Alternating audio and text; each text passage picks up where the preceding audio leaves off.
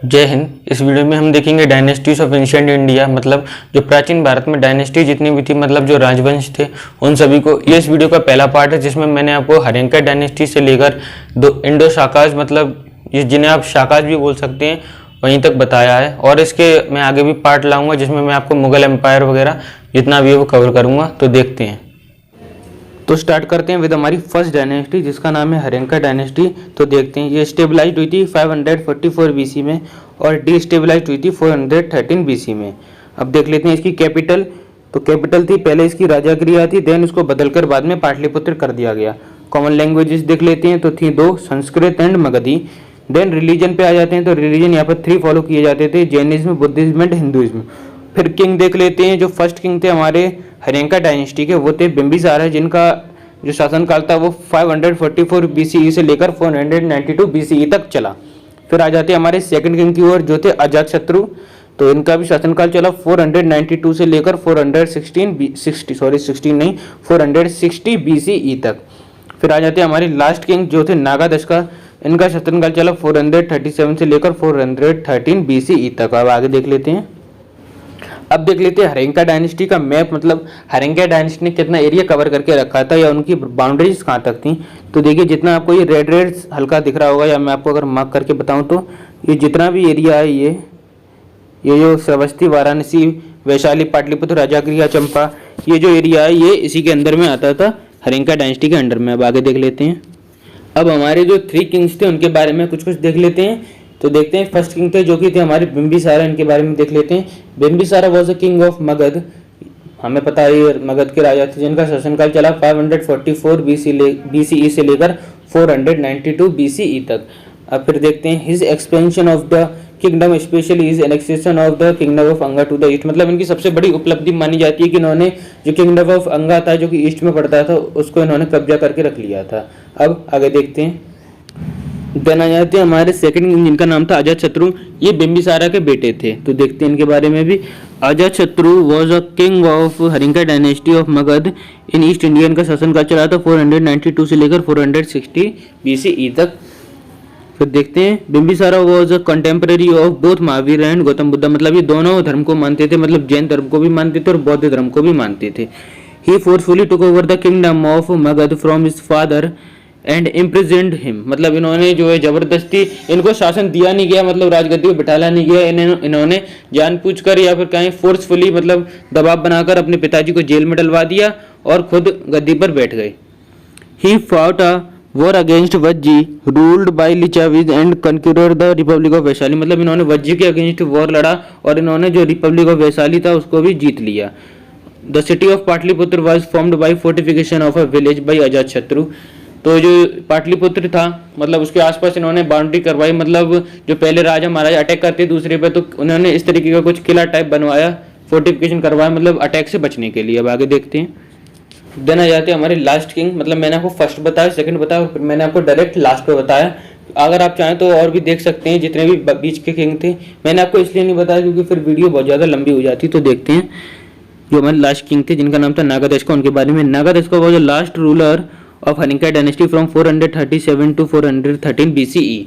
मैंने आपको जैसा बताया ये लास्ट रूलर थे जिनका शासनकाल चला 437 से लेकर 413 बीसीई तक। एंड सन ऑफ मुंडा, मतलब इनसे पहले भी राजा रहे थे मुंडा, ये उनके बेटे थे नागादशका। मतलब मुंडा, नागादशका के पिताजी का नाम क्या था? Munda. He murdered his father and ruled for 24 year. इन्होंने भी जो है गद्दी जानबूझकर, मतलब जानबूझकर नहीं बोलेंगे, इन्होंने फोर्सफुली छीन ली अपने पिताजी से, उनको मरवाकर, और 24 ईयर्स तक इन्होंने राज किया।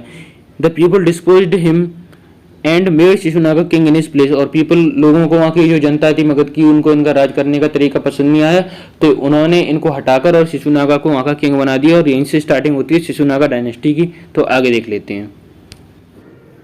अब आ जाती है हमारी शिशुनागा डायनेस्टी। तो मैंने अभी आपको जैसे बताया, जो मगध की जो जनता थी उसे जो नागादशका का जो शासन था वो पसंद नहीं आया, तो उन्होंने उसको हटाकर और शिशुनागा को गद्दी पर बिठा दिया, किंग बना दिया।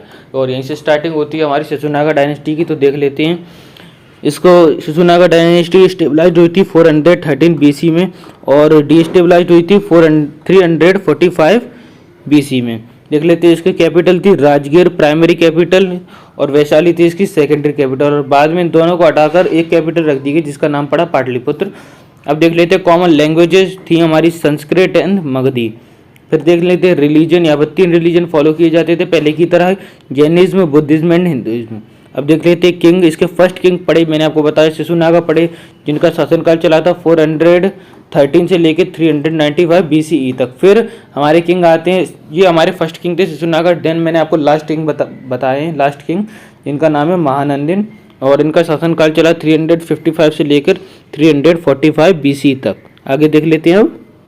अब हम देख लेते हैं इसका मैप, जो हमारी शिशुनागा डायनेस्टी थी उसका। आपको यहाँ हरिंका डायनेस्टी लिखा होगा, दिख रहा होगा, तो मैं अभी आपको समझा देता हूँ अच्छी तरह। देखिए मैंने आपको बताया था हरिंका डायनेस्टी का जो मैप था वो हल्का जो रेड रेड है वो था, और यहीं पर है शिशुनागा डायनेस्टी का जितना भी एरिया उन्होंने कवर किया था वो ये था। मतलब टोटली आपको जितना भी दिख रहा है ये हमारा शिशुनागा डायनेस्टी का जो एरिया था जो उन्होंने कवर करके रखा हुआ था। अब आगे देख लेते हैं हमारा। अब शिशुनागा डायनेस्टी की एक ग्रेट अचीवमेंट भी थी कि उन्होंने जो अवंती था उसको डिस्ट्रक्शन किया था, मतलब पूरा डिस्ट्रॉय कर दिया था। अवंती जो एरिया था उसको पूरी तरह से। और इसी के साथ हमारी जो शिशुनागा डायनेस्टी है उसमें इतना ही था। तो आगे बढ़ते हैं हम हमारी अगली डायनेस्टी पे। देन आ जाती है हमारी थर्ड डायनेस्टी जिसका नाम है नंदा डायनेस्टी। तो ये भी मगध के एरिया में इसने रूल किया था। जो हमारी हरिंका डायनेस्टी थी, शिशुनागा डायनेस्टी थी, वो भी मगध के आसपास उसने रूल किया था, और उसी तरह इसने भी किया है। तो देख लेते हैं। नंदा डायनेस्टी स्टेबलाइज हुई थी 5th सेंचुरी BC में, और डिस्टेबलाइज हुई थी 322 BCE में। इसका कैपिटल देख लेते हैं पाटलिपुत्र। आपने देखा होगा बेसिकली जितनी भी हमने डायनेस्टी पढ़ी है, मतलब 2 ही पढ़ी हैं, हरिंका एंड शिशुनागा, उन्होंने अपना जो कैपिटल है वो पाटलिपुत्र रखा है, क्योंकि जो मगध के आसपास जो है पाटलिपुत्र वही ज्यादातर कैपिटल रखा गया है। और आप पाटलिपुत्र को देखें तो आज के समय में वो पटना कहलाता है, तो वही पटना, वही पाटलिपुत्र, ये सब कैपिटल रखा जाता था। अब देखते हैं रिलीजन। तो रिलीजन इसमें 3 हैं, Jainism, Buddhism and Hinduism. King देख लेते हैं महापद्मनंदा जो फर्स्ट किंग थे, और लास्ट किंग थे हमारे धनानंद। इनका शासनकाल बेसिकली किसी भी इंटरनेट सोर्स पे प्रॉपरली नहीं दिया है, तो मैंने इसको स्किप करना ही पसंद किया। अगर आपको कहीं प्रॉपरली मिल जाए इंटरनेट पे तो आप देख सकते हैं। आगे देख लेते हैं। अब हम देख लेते हैं जो नंदा डायनेस्टी थी उसका जो मैप था, मतलब कितना रीजन उसने अपने अंदर में कवर करके रखा था। तो देखिए ये जो रीजन था ये हमारी जो नंदा डायनेस्टी ने उसने कवर करके रखा था। बेसिकली ये तब का था जब महापद्मनंदा शासन में आए थे, ये तब का है। और जब लास्ट में जब धनानंद जो थे तब एरिया और भी बढ़ चुका था, तो मैंने आपको फर्स्ट ही दिखाया है। अगर आप चाहें तो लास्ट भी आप देख सकते हैं इंटरनेट पे, तो उसमें भी बहुत ही ज़्यादा जो एरिया था वो कवर कर लिया था। तो मैं आपको बताऊं तो ये जो एरिया आपको जो खाली दिख रहा है ये भी बेसिकली जो नंदा डायनेस्टी थी उसने कवर करके अपने अंडर में रखा हुआ था। आगे देख लेते हैं। अब हम देख लेते हैं नंदा डायनेस्टी के बारे में कुछ। तो देखिए this dynasty was stabilised by Mahapadmananda by assigning Mahanandin और Nandivardhana the last ruler of Shishunaga dynasty. तो देखिए मैंने अभी आपको बताया, तो शिशुनागा डायनेस्टी के जो लास्ट रूलर थे उनका नाम था महानंदिन। तो नंदा डायनेस्टी को स्टेबलाइज किया था महापद्मनंदा ने, इनको हटाकर। किनको? जो शिशुनागा डायनेस्टी के लास्ट किंग थे उनको हटाकर जो महापद्मनंद थे उन्होंने नंदा डायनेस्टी को स्टेबलाइज किया था। अब देख लेते हैं। The Nanda dynasty were the first non Kshatriya ruler of Magadha empire and were recorded as first empire building in Indian history. तो जो नंदा डायनेस्टी थी वही पहली नॉन क्षत्रिय थी। क्षत्रिय क्या होते हैं? जो ज्यादातर लड़ाइयाँ लड़ते हैं या ऐसा ही कुछ आप समझिए, उन्हें क्षत्रिय कहते हैं। तो ये लोग क्षत्रिय नहीं थे, मतलब लड़ाई वड़ाई कम लड़ते थे। ये लोग लड़ते थे मगर ये खुद, मतलब ऐसे समझिए आप कि इनका वंश क्षत्रिय नहीं था। ये लड़ाई तो लड़वाते थे, तो इनके सैनिक होते थे उनसे, ये खुद क्षत्रिय नहीं थे। आगे देखते हैं। अब the empire of Nanda dynasty was extended from present day Bengal to Punjab region and also fertile Vindhya ranges. तो इन्होंने अपना जो एरिया था वो बंगाल से लेकर पंजाब तक फैला लिया था, और जो विद्या रेंजेस हैं वहां तक इन्होंने अपना जो पूरा राज्य की बाउंड्री थी वो फैलाकर रखी थी। The Nanda dynasty possesses The Nanda dynasty possesses a huge army approx 5 times that of Macedonian army. Macedonian army जो सिकंदर था या जो अलेक्जेंडर था वो मैसिडोनिया का था, तो उसकी आर्मी बताया गया उसको रिलेट करके। तो जो मैसिडोनियन आर्मी थी उसकी 5 टाइम थी नंदा डायनेस्टी की आर्मी, मतलब काफी ज्यादा थी। इसमें दिया भी है जिसमें 2 लाख इन्फेंट्री थी। इन्फेंट्री मतलब जो पैदल सेना होती है वो आप समझिए। 2 लाख कैवलरी थी जो घुड़सवार होते हैं। 2000 war chariots and 3000 war elephants भी थे उसमें। तो बहुत ही ह्यूज आर्मी थी, बहुत ही ज़्यादा आर्मी थी। और Nanda dynasty is also considered as the wealthiest dynasty. तो और नंदा डायनेस्टी को सबसे ज़्यादा मतलब पैसे वाली या वेल्थीएस्ट डायनेस्टी माना गया है। आगे देख लेते हैं। अब हम देख लेते हैं इन्वेशन ऑफ अलेक्जेंडर, मतलब जो सिकंदर था वो आया था, सिकंदर अलेक्जेंडर। उसका सपना था कि मैं पूरे वर्ल्ड पर कब्जा कर लूं, तो वो इंडिया में भी कब्जा करने आया था। कब से लेकर 327 बीसी से लेकर 325 बीसी, मतलब केवल 2 बीसी हम बताएं तो 2 बीसी वो यहाँ पर रहा था, मतलब उसने इंडिया को जीतने की कोशिश करी थी। देख लेते हैं। It was during the reign of Dhanananda when Alexander invaded India, but Dhananand and Alexander do not face each other as after the battle of Hydaspes between Alexander and Porus। मतलब आपने सुना भी होगा या मैं आपको बता दूं तो जो सिकंदर आया था वो पंजाब की तरफ से आया था, उसी तरफ से वो इंडिया में घुसा था। तो वहां पर जो पंजाब का जो गवर्नर था या उसी रीजन के जो गवर्नर थे उनका नाम था पोरस, आपने सुना भी होगा। तो अलेक्जेंडर और पोरस की लड़ाई हुई थी, तो वहीं पर अलेक्जेंडर जीत गया था।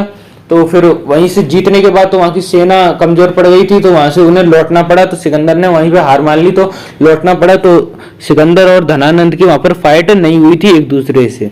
आगे देखते हैं। अब देख लेते हैं। हमारा आ जाता है मौर्यन एम्पायर और नंदा डायनेस्टी का वहीं पे अंत होता है। मैं आपको बताऊं, देखिए नंदा डायनेस्टी का अंत कैसे हुआ था। जो नंदा डायनेस्टी के लास्ट रूलर थे जिसका नाम था धनानंद, उन्हें चंद्रगुप्त मौर्य ने हरा दिया। चंद्रगुप्त मौर्य जो मौर्यन एम्पायर के जो सबसे फर्स्ट राजा थे, इन्होंने स्थापित किया था मौर्यन एम्पायर। तो चंद्रगुप्त मौर्य ने धनानंद को हरा दिया, किसकी मदद से? चाणक्य की मदद से। चाणक्य बहुत ही बुद्धिमान ब्राह्मण थे, आपने उनकी नीति हमें सुनी होंगी, काफी फेमस है। तो उनकी मदद से जो चंद्रगुप्त मौर्य हैं उन्होंने जो धनानंद को हरा दिया और वहाँ का जो शासन था वो अपने नाम कर लिया। वहीं से स्टार्टिंग होती है मौर्यन एम्पायर की। तो देखते हैं मौर्यन एम्पायर स्टेबलाइज्ड कब हुआ था? 322 बीसीई से लेकर और खत्म कब हुआ था? 184 बीसीई में। कैपिटल देख लेते हैं। तो कैपिटल है पाटलिपुत्र, ये भी मगध का ही एरिया था, तो इसकी भी कैपिटल पाटलिपुत्र ही थी। तो कॉमन लैंग्वेज देख लेते हैं। तो कॉमन लैंग्वेज थी मगधी। रिलीजन देख लेते हैं तो था जैनिज्म, बुद्धिज्म, हिंदुइज्म एंड अजीविकिज्म। देखिए अजीविकिज्म क्या था? ये नास्तिक होते हैं, मतलब ये भगवान वगैरह को नहीं मानते हैं। तो ये वहां पर एक नया रिलीजन वहां पर शुरू हुआ था। अब एरिया देख लेते कितना एरिया ऑक्यूपाई कर रखा था। तो 261 बीसीई में जो है 34 लाख किलोमीटर स्क्वायर का एरिया कवर कर रखा था मौर्यन एम्पायर ने। और उसके 11 साल बाद 250 बीसीई में 50 लाख किलोमीटर स्क्वायर एरिया जो था वो कवर कर लिया गया। काफी बड़ा एरिया था जो कि कवर कर लिया गया था। पॉपुलेशन देखें तो 261 बीसीई में जो पॉपुलेशन थी वो 50 मिलियन तक पहुंच गई थी। और वहाँ की करेंसी की बात करें तो करेंसी वहाँ चलती थी पानाज या पान, आप इसको कुछ भी प्रोनाउंस कर सकते हैं अपने हिसाब से, तो मैं तो इसे पानाज ही बोलूंगा। तो ये था। अब आगे देख लेते हैं। अब देख लेते हैं मौर्यन एम्पायर का जो मैप था, मतलब कितना एरिया उन्होंने कवर करके रखा था। तो देखिए अप्रोक्सी आप मान लीजिए आधे से ज़्यादा भारत उन्होंने अपने अंडर में कर लिया था। और अगर आपको यहाँ पर ये जो खाली ये रीजन दिख रहा है, ये शुरुआत का है जब चंद्रगुप्त मौर्य थे। और जब अशोका आए हमारे, जो अशोका आपने बहुत अशोका द ग्रेट, उन्होंने ये भी एरिया पूरा कवर कर लिया। और ये सब जितना भी एरिया था इन्होंने अपने अंडर में कर लिया था। तो ये था हमारा मैप। देखिए कितना पूरा पाकिस्तान से लेकर अफगानिस्तान जितना भी एरिया था, ये सब बांग्लादेश आज का, नेपाल वगैरह सब वहाँ पे उनके अंडर में आता था। आगे देखते हैं। अब देख लेते हैं हमारे मौर्यन एम्पायर के बारे में कुछ और बातें। तो जो मौर्यन एम्पायर था वो काफ़ी जियोग्राफिकली काफ़ी एक्सटेंसिव था, मतलब वहाँ पर जो जियोग्राफी थी वो काफ़ी अच्छी थी। और बट अच्छा हिस्टोरिकल पावर था, मतलब काफ़ी बड़े पावर बन गया था साउथ एशिया में। तो साउथ एशिया जो मगध है वो साउथ एशिया में आता है। तो वहीं पर जिसको फाउंड किया था चंद्रगुप्त मौर्य ने 322 बीसी में, जो कि मैंने आपको बताया यहीं से स्टार्ट हुआ था। अब किंग देख लेते हैं। हमारे फर्स्ट किंग थे चंद्रगुप्त मौर्य, जिनका शासनकाल चला था 322 बीसी से लेकर 297 बीसी तक।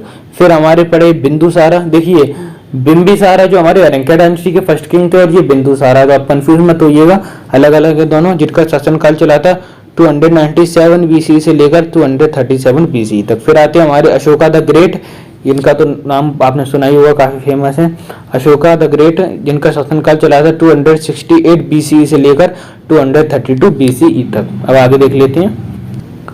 अब देखते हैं चंद्रगुप्त मौर्य के जो हमारे 3 किंग्स हैं उनके बारे में कुछ। तो Chandragupta Maurya was the founder of Mauryan empire in ancient India. Chandragupta build one of the largest empire on the Indian subcontinent. हम सबको पता है कि जो चंद्रगुप्त मौर्य थे वो मौर्य एम्पायर के फाउंडर थे, और उन्होंने जो इंडिया था, मतलब पहले का इंडिया, आज के समय का इंडिया, वहाँ पे उन्होंने काफ़ी बड़ा जो अपना साम्राज्य था वो बिल्ड कर लिया था। और ये जो आप फोटो देख रहे हैं ये हमारे इंडियन पार्लियामेंट में लगी हुई है, ये चंद्रगुप्त मौर्य की ही फोटो लगी हुई है वहाँ पर, मतलब फोटो नहीं, ये तो मैंने आपको फोटो दिखाई है, पूरी उनकी प्रतिमा इस टाइप से बनी हुई है। उसके बाद आते हैं हमारे किंग बिंदुसारा। तो देखते हैं बिंदुसारा के बारे में। Bindusara also Amitraghata was the second Mauryan empire of India. मतलब जो बिंदुसारा थे उनका देखिए पहले तो आप शासनकाल देख लीजिए, शासनकाल चला था उनका 297 से लेकर 273 BCE तक। उसके और उनका दूसरा भी नाम था जो था अमितग्रता, जो उनका दूसरा नाम था, उन्हें इस नाम से भी बुलाया जाता था। He was the son of the dynasty's founder Chandragupta and the father of its most famous ruler Ashoka. और ये इनके जो पिता थे वो चंद्रगुप्त मौर्य थे, मतलब चंद्रगुप्त मौर्य के बेटे थे बिंदुसारा, और बिंदुसारा के बेटे थे अशोका, वो यहाँ लिखा हुआ है। आगे देखते हैं। अब देख लेते हैं हमारे अशोका, या जिन्हें आप अशोका द ग्रेट के नाम से भी जानते होंगे। देखते हैं। Ashoka also known as the Ashoka the great was an Indian emperor of the Mauryan dynasty who ruled almost all of the Indian subcontinents. मतलब अशोका, जिनको आप अशोका द ग्रेट के नाम से भी जानते हैं, वो एक इंडियन एम्परर थे मौर्यन डायनेस्टी के, हम सबको पता है। और उन्होंने इंडिया के ज्यादातर सभी हिस्सों पे अपना कब्जा कर लिया था, मतलब अपना रूल कायम कर लिया था। और ये चंद्रगुप्त मौर्य के ग्रैंडसन थे, या जिन्हें आप हमारी भाषा में नाती भी बोल सकते हैं। तो ये चंद्रगुप्त मौर्य के नाती थे। कौन? Ashoka. Ashoka promoted the spread of Buddhism across ancient Asia. मतलब अशोका ने जो बुद्धिज्म जो धर्म होता है, बौद्ध धर्म, उसका पूरा प्रचार किया था पूरे एंशिएंट एशिया, मतलब पुराने समय के एशिया में उन्होंने प्रचार किया था। Considered by many to be one of the Indian greatest emperor. उन्हें पूरे भारत का सबसे ग्रेटेस्ट एम्परर भी माना जाता है। Ashoka expanded Chandragupta empire to reach over a realm stretching from present day Afghanistan in the west to Bangladesh in the east. मतलब उन्होंने जो चंद्रगुप्त मौर्य का शासन था, मतलब चंद्रगुप्त मौर्य ने जो मौर्य साम्राज्य स्थापित किया था, उनको अशोका ने पूरे अफगानिस्तान और बांग्लादेश तक स्ट्रेच कर लिया था, मतलब पूरा उतना एरिया उन्होंने कवर कर लिया था। और ज्यादातर इंडिया के सभी पार्ट्स को उन्होंने कवर कर लिया था, एक्सेप्ट तमिलनाडु, कर्नाटक एंड केरला। मतलब जो हमारे साउथ इंडिया के कुछ जो पार्ट थे उन पे वो लोग कब्जा नहीं कर पाए थे। मतलब अशोका बस थोड़े हिस्से पे कब्जा नहीं कर पाए थे, बाकी उन्होंने पूरा इंडिया जो है कवर कर लिया था। अब आगे देख लेते हैं। अब देख लेते हैं अशोका द ग्रेट ने एक ये जो इमारत है ये बनवाई थी, जिसका नाम है सांची स्तूपा। ये वर्ल्ड हेरिटेज साइट में भी इंक्लूडेड है, तो काफी फेमस है सांची स्तूपा। तो ये हमारे जो अशोका द ग्रेट थे उन्होंने बनवाई थी। आगे देख लेते हैं। अब अशोका एक और पार्ट है इसमें, कलिंगा वॉर। तो कलिंगा वॉर लड़ी थी अशोका ने। तो देख लेते हैं इसमें। The Kalinga war was fought in ancient India between the Mauryan empire under Ashoka and the state of Kalinga. मतलब ये जो कलिंगा वॉर थी वो हमारे मौर्यन एम्पायर जिसको रूल कर रहे थे हमारे अशोका, उनके बीच में, और जो कलिंगा स्टेट था उन दोनों के बीच में लड़ा गया। And independent feudal kingdom located on the east coast. मतलब जो कलिंगा है वो एक इंडिपेंडेंट फ्यूडल किंगडम है जो कि ईस्ट कोस्ट में हमारे बसता है। अब कैसे समझाऊं मैं आपको, ये उड़ीसा के आसपास ही ये पड़ता है, जो हमारे जो पानी वाले जो एरिया है, मतलब जो समुद्र तट से लगा हुआ है जो उड़ीसा, उस एरिया में ये कलिंगा पड़ता है। And northern parts of Andhra Pradesh, मतलब आंध्र प्रदेश के कुछ नॉर्थ हिस्से में भी ये पड़ता है। The Kalinga war included one of the largest and deadliest battle in the Indian history. और कलिंगा वॉर को सबसे ज्यादा लार्जेस्ट और डेडलीस्ट बैटल्स में से एक माना जाता है, मतलब काफी खून खच्चर इसमें हुआ होगा। और जो ये कलिंगा वॉर थी, इसने ही अशोका की जो लाइफ थी वो पूरी तरीके से चेंज करके रख दी। मतलब इसको जो कलिंगा को कब्जा करके अशोका में काफी ज्यादा पावर आ गई थी, और बाकी के जो जितने भी रूलर्स थे इंडिया के वो इनसे डरने लगे थे। आगे देख लेते हैं। अब आ जाता है हमारा इंडो ग्रीक किंगडम। तो देख लेते हैं इसमें क्या है। इंडो ग्रीक किंगडम जो स्टेबलाइज हुआ था 180 BC में और डिस्टेबलाइज हुआ था 10 AD में। अब देख लेते हैं इसमें क्या है। द इंडो ग्रीक किंगडम और Greco Indian kingdom and historically known as Yavan Rajya was a Hellenistic kingdom spanning modern day Afghanistan and the classical circumscriptions of the Punjab region of Indian subcontinent, northern Pakistan and southwest India। तो देख लेते हैं ये जो है Indo Greek kingdom, जिसको historically यवन राज्य के नाम से भी जाना जाता है, वो आज के समय के जो अफगानिस्तान थे और पंजाब और कुछ रीजन जो पाकिस्तान, इतने एरिया में ये फैला हुआ था, which extending during the last 2 century BC and was ruled by more than 30 king often conflicting with each other। अब देख लेते हैं जो इंडो ग्रीक किंगडम था वो लास्ट 2 सेंचुरी बीसी से था और इसको मोर देन 30 किंग ने रूल किया था, मतलब 30 से ज़्यादा किंग जो है इसके अंडर राज्य करे थे। हालांकि वो एक दूसरे से लड़ते झगड़ते रहते थे, मगर हाँ 30 किंग्स ने रूल किया था। अब आगे देख लेते हैं इसका मैप। अब देखिए ये है इसका मैप, अगर मैं आपको दिखाऊं तो कहाँ पड़ता था ये इंडो ग्रीक किंगडम। तो आप देखिए ये जो एरिया है ये आपको दिख रहा होगा, या मैं आपको और मार्क करके बता देता हूँ अच्छी तरह। ये जो एरिया था ना, ये आप देख लीजिए, ये पूरा इंडो ग्रीक किंगडम के अंडर में आता था। अब आगे देखते हैं। अब हम देख लेते हैं हमारे इंडो ग्रीक किंगडम के किंग्स को, जो कि पहले हमारे अपोलोडोटस, जिनका शासनकाल शुरू हुआ था 180 बीसी में और खत्म हुआ था 160 बीसी में। और फिर आ जाते हैं हमारे strato second and strato third, जिनका शासनकाल शुरू हुआ था 25 बीसी और खत्म हुआ था 10 एडी में। तो इसी के साथ ये खत्म होता है हमारा इंडो ग्रीक किंगडम। अब आगे देखते हैं। अब आ जाते हैं हमारे 10 शाखास। तो देखते हैं इनका जो ये स्टेबलाइज हुए थे 150 बीसी में और डिस्टेबलाइज हुए थे 400 बीसी में। देखते हैं इंडोस्कैथियंस ऑल्सो कॉल्ड इंडो शाखास, मतलब इनको इंडोस्कैथियंस भी बोलते हैं। अगर ये लिखा जाए तो आप कंफ्यूज मत होइएगा, यही भी नहीं बोलते हैं। Were a group of nomadic Iranians people of Saka and Scythians origin who migrated from central Asia southward into western. मतलब ये जो थे नोमैडिक इरानियंस थे, मतलब नोमैडिक इरानियन पीपल का एक ग्रुप था शाकास, जो है हमारे सेंट्रल एशिया से माइग्रेट हुए थे, मतलब साउथ से वेस्ट की तरफ हमारे माइग्रेट हुए थे into western and northern and western South Asia from the middle of the 2nd century BC to the 4th century CE। मतलब ये 2nd century BC के बीच में और 4th century CE इन दोनों के बीच में ये आए थे। हम आके देख लेते हैं। अब हम देख लेते हैं किंग, इसके किंग कैपिटल एंड एरिया वगैरह ये सब हैं जो। तो इसके जो फर्स्ट किंग है इनका नाम है माउस, जिनका शासनकाल शुरू हुआ था 85 से लेकर 60 BC, मतलब इसके बीच में इनका शासनकाल चला था। और फिर आ जाते हैं हमारे हजाट्रिय, जो जिनका शासनकाल शुरू हुआ था 10 CE और खत्म, इसका कोई क्लियर डेट अभी तक नहीं डिफाइन हुई है, तो मैंने आपको बताया नहीं, गलत बताने से तो अच्छा है। अब देख लेते हैं इसका कैपिटल। तो कैपिटल इसके 3 थे, जो थे सिगल, तक्षशिला एंड मथुरा, 3 कैपिटल थे। और एरिया इसका 26 लाख किलोमीटर स्क्वायर। अब इसका मैं आपको अगर मैप दिखाऊं तो देखिए इसका जो मैप है ये आपको जो जितना भी ग्रीन दिख रहा है वो जो है इसका पूरा जो रीजन है वो कवर करके रखा हुआ था। और देखिए कैपिटल है ये सिगल, तक्षशिला एंड मथुरा, ये 3 आपको जो येलो डॉट से दिखाई दे रहा है ये इसके कैपिटल्स थे। आगे देखते हैं अब। तो इसी के साथ वीडियो का जो पहला पार्ट है वो एंड होता है। इसके और भी पार्ट्स में जल्द से जल्द लाने की कोशिश करूंगा, जिसमें मैं आपको मुगल एम्पायर वगैरह जितना भी है वो कवर करूंगा। तब तक के लिए जय हिंद।